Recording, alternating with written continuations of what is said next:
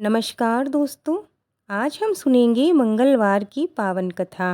आइए चलते हैं कथा की ओर। ऋषिनगर में केशव दत्त ब्राह्मण अपनी पत्नी अंजलि के साथ रहा करता था। केशव दत्त के घर में धन संपत्ति की कोई कमी नहीं थी। नगर में सभी केशव दत्त का सम्मान किया करते थे। लेकिन केशव दत्त संतान नहीं होने से बहुत चिंतित रहता था। दोनों पति पत्नी प्रति मंगलवार को हनुमान जी की पूजा करते। विधि विधान से मंगलवार का व्रत करते हुए कई वर्ष बीत गए। ब्राह्मण बहुत निराश हो गया, लेकिन उसने मंगलवार का व्रत करना नहीं छोड़ा।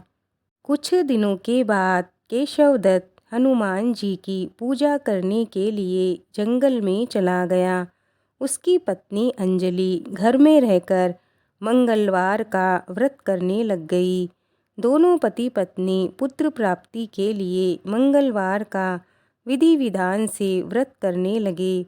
अंजलि ने अगले मंगलवार को व्रत किया, लेकिन किसी कारणवश उस दिन अंजलि हनुमान जी को भोग नहीं लगा सकी और उस दिन वह सूर्यास्त के बाद भूखी ही सो गई।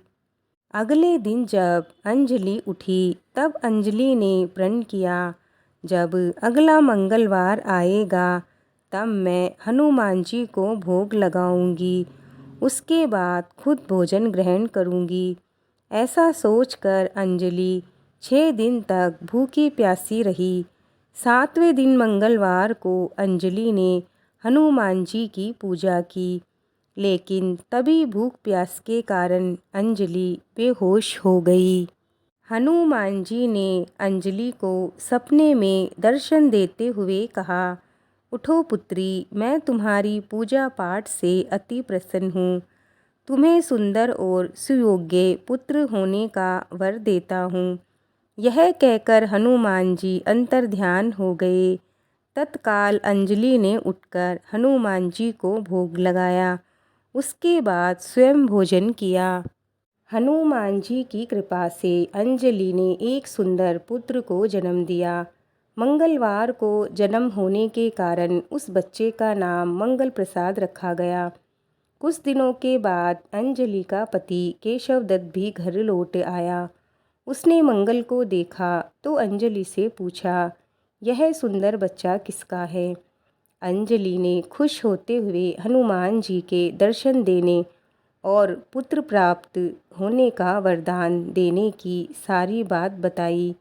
लेकिन केशव दत्त को उसकी बातों पर विश्वास नहीं हुआ। उसके मन में पता नहीं कैसे कुविचार आ गया। अंजलि ने उसके साथ विश्वासघात किया है। अपने पापों को छुपाने के लिए अंजलि झूठ बोल रही है। केशव दत्त ने उस बच्चे को मार डालने की योजना बनाई। एक दिन केशव दत्त स्नान के लिए कुएं पर गया। मंगल भी उसके साथ था। केशव दत्त ने मौका देखकर मंगल को कुएं में फेंक दिया और घर आकर बहाना बना दिया कि मंगल तो कुएं पर मेरे पास पहुंचा ही नहीं। केशव दत्त के इतना कहने के ठीक बाद मंगल दौड़ता हुआ अपने घर लौट आया। केशव दत्त मंगल को देखकर बुरी तरह हैरान हो उठा। उसी रात हनुमान जी ने केशव दत्त को सपने में दर्शन देते हुए कहा, तुम दोनों के मंगलवार के व्रत करने से प्रसन्न होकर पुत्र जन्म का वर मैंने दिया था, फिर तुम अपनी पत्नी पर शक क्यों करते हो? उसी समय केशव दत्त ने अंजलि को जगाकर उससे क्षमा मांगते हुए सपने में हनुमान जी के दर्शन देने की सारी बात बताई। केशव दत्त ने अपने बेटे को हृदय से लगाकर बहुत प्यार किया। उस दिन के बाद दोनों पति पत्नी अपने बेटे के साथ आनंद पूर्वक रहने लगे। मंगलवार का विधि विधान से व्रत करने से केशव दत्त और उसके सभी कष्ट दूर हो गए। इस तरह जो भी स्त्री पुरुष विधि विधान से मंगलवार का व्रत करके व्रत कथा सुनते हैं, हनुमान जी महाराज उनके सभी कष्ट दूर करते हैं। घर में धन संपत्ति के भंडार भरते हैं। शरीर के सभी रक्त विकार के रोग भी दूर हो जाते हैं।